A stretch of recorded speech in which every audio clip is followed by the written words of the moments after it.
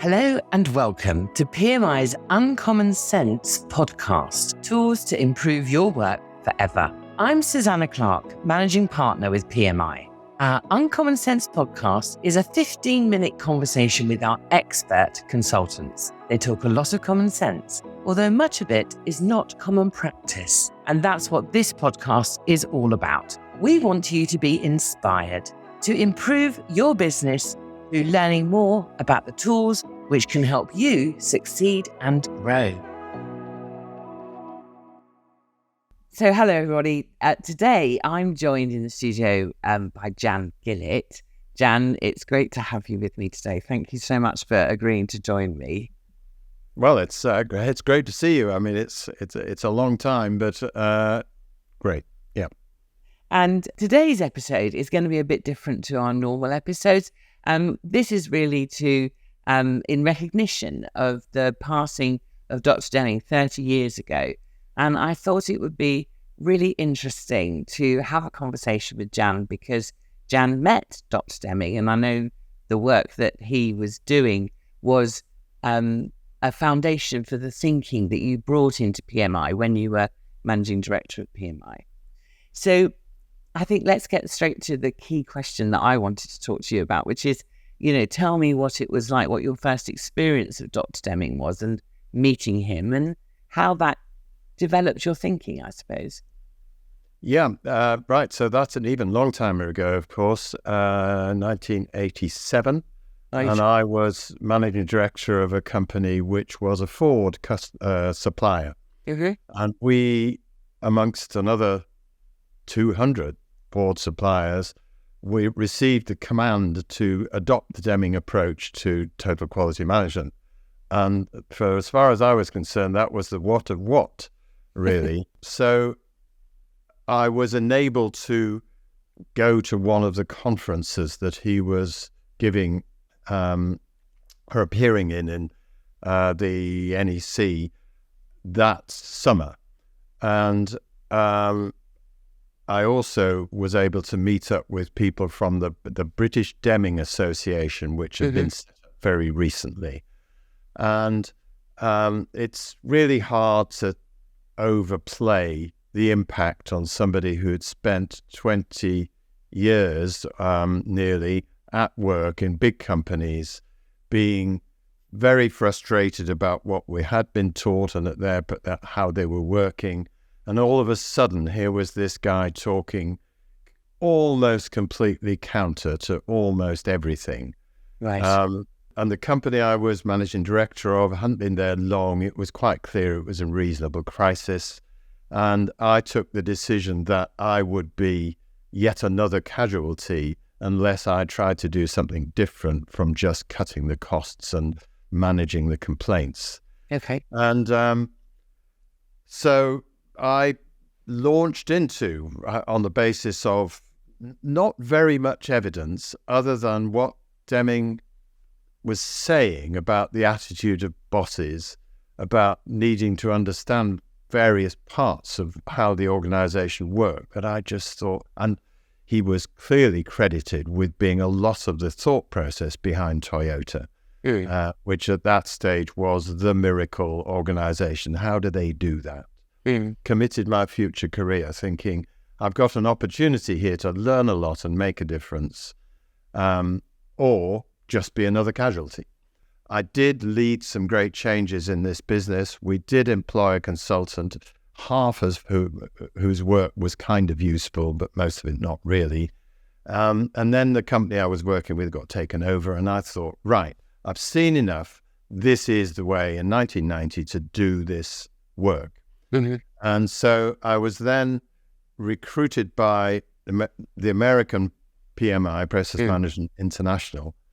And so that would sort of led me into the field in the States where the founder of PMI, Lou Schultz, had been one of Deming's assistants through, 20 of his 4-day seminars.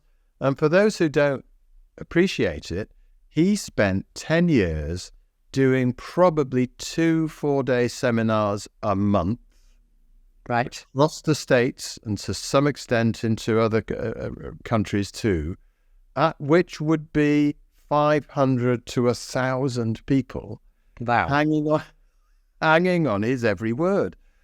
And part of his appeal was that he could call upon the whole of mass production experience that he had lived through. And so I thought, he's a really one-off. When he dies, we will lose that memory. He started in the late 1920s as a young graduate. He'd worked through with Ford, with the census agency, with building ships in the Second World War, with Toyota. You name it, he'd been there, he'd seen it firsthand. So that to me gave me enormous credibility. Lots of what they were talking about was actually really rather ancient even then. But actually, it was the way of thinking and the expectation he had of top managers. Can you give me some examples? What was that thinking and the expectations of top management? Can you summarize that for us? Yes. So I think the thinking, which later became the system of profound knowledge, was you've got to start with thinking of the organization as a system. He didn't have this really as sequences. You have to understand variation and being able to tell the difference between noise and signals. You had to have a discipline for learning, which ought to be called the Deming cycle, but isn't. And people get arguments about PDSA or PDCA. But actually, it's a philosophic concept of major significance, of all the time feeding back what you're doing into learning about what you should do next. Simple but very powerful. And the fourth element was get the people who know what they're doing involved with it. And that's an easy thing, isn't it? Because people always assume you mean the people at the shop floor. Actually, getting the bosses, the directors, involved and injured and hurt by that learning process is utterly essential, and they will all avoid it like the plague if they can get away with it. And hence, most programs then and since have founded on junior and middle people getting the message and doing it, and the senior people hating the message. And what's getting in the way for them, do you think? Because, we all believe, don't we, particularly us in PMI, that people come to work to do a good job. We absolutely hold that, at the centre of our beliefs when we're working with people. Therefore, one would expect that transcends into the top management. So what is it about that message and that philosophy that isn't landing with top management? It's very, very hard for people to change, even if they accept the evidence right in front of them, that there is a different way of doing things. It is astoundingly more effective and smoother, but they will be nervous about doing it. And that's just human nature, isn't it?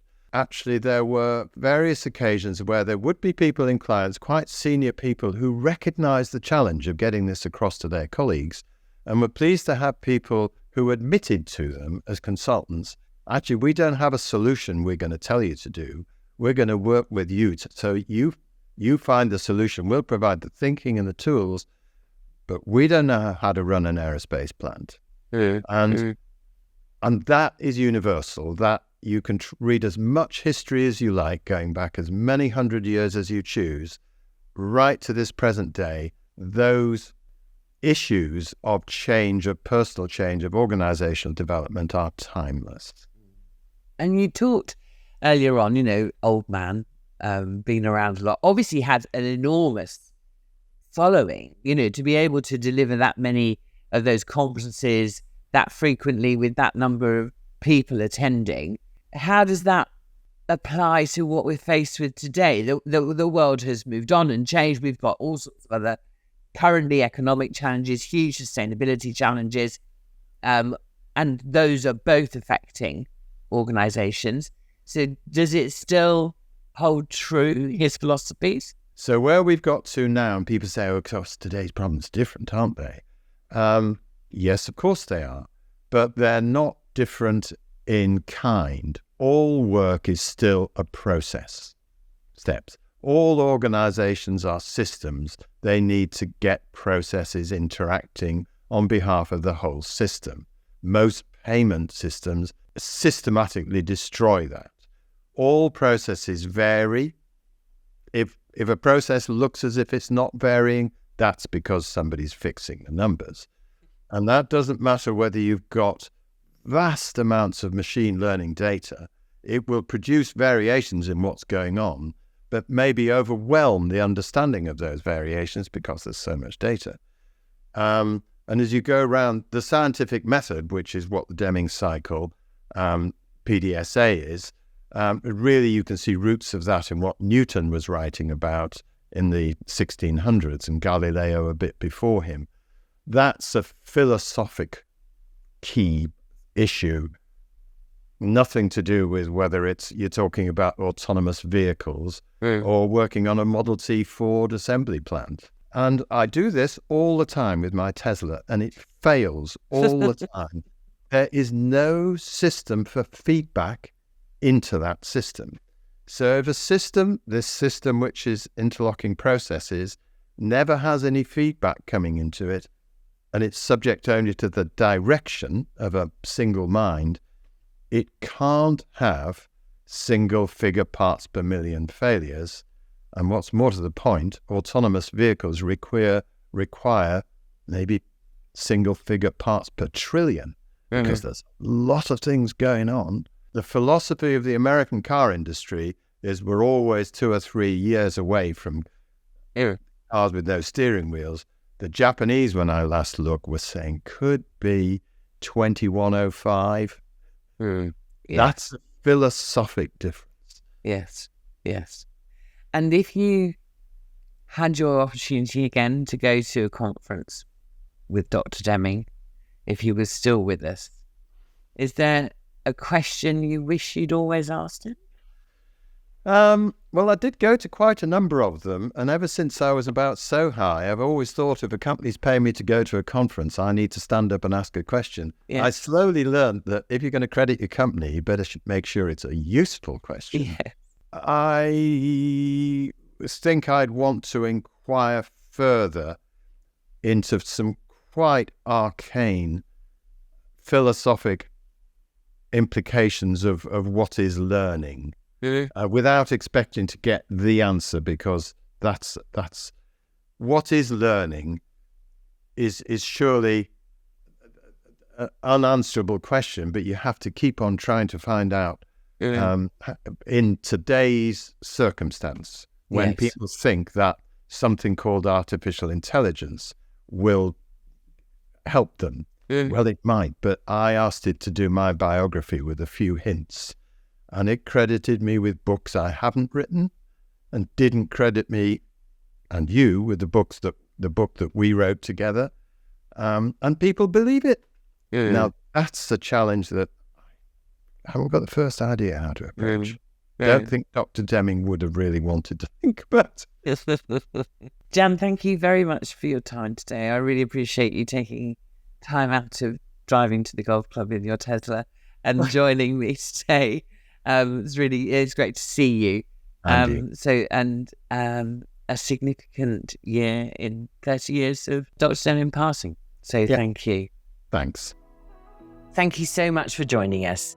You can find more episodes of our Uncommon Sense Tools to Improve Your Work Forever in our Knowledge Hub on our website, or of course your favourite podcast platform. And do subscribe so you never miss an episode. Don't forget to check out the show notes for this episode, where you'll find links to more content on this topic, which includes webinar recordings, toolbox guides, blogs, and infographics, and our training page. You can always drop us a line on team@pmi.co.uk and arrange a time to have a call to talk about how these tools can help you in your organisation. We'd really love to hear from you.